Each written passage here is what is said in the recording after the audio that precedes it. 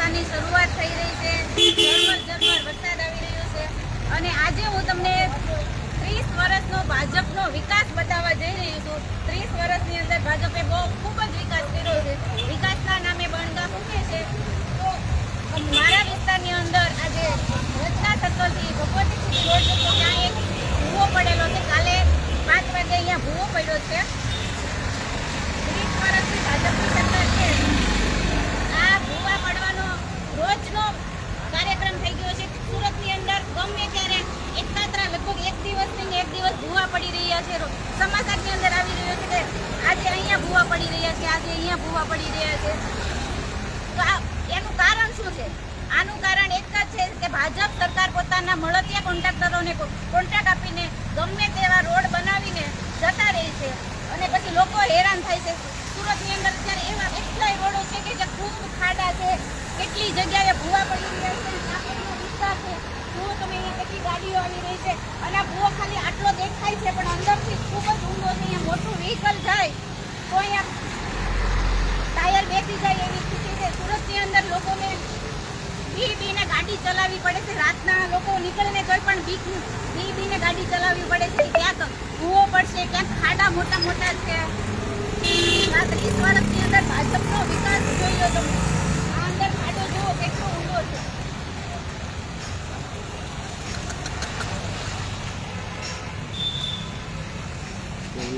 ફક્ત વિકાસના નામે બણગા મૂકે છે.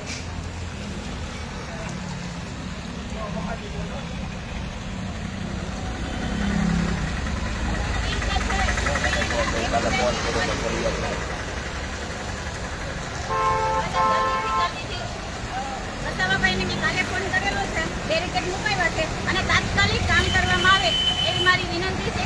જય હિન્દ, જય ભારત.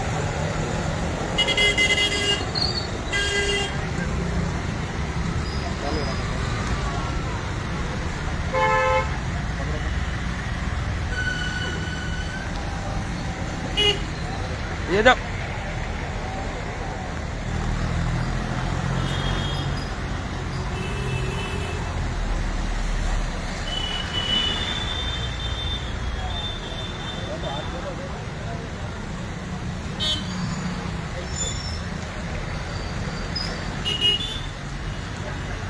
આ ભાજપનો વિકાસ મોટા મોટા ભૂવા પડે, આખા ટ્રક સમય એવડો ભૂવો પડ્યો છે.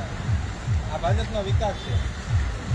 આ ભાજપે બનાવેલા રોડ, આ 30 વર્ષનો વિકાસ. 6 મહિના પહેલા રોડ બનાવ્યો છે. પહેલા જ વરસાદમાં અહીંયા એવડા ભૂવા પડતા હોય તો બીજા વિસ્તારમાં કઈ રીતના હાલત હોય એ આપણે સમજી શકાય. ભાજપના મળતિયા કોન્ટ્રાક્ટરોને કોઈની બીક જ નથી. ફક્ત ને ફક્ત પત્તો એવો ડામર ચોકડીને જતા રહે છે. આ અહીંયા ભાજપનો વિકાસ 30 વર્ષની અંદર સુરતની અંદર એક ઠેકાણે વિકાસ થયેલો જોવા મળી રહ્યો છે. જય હિન્દ. उबर है जो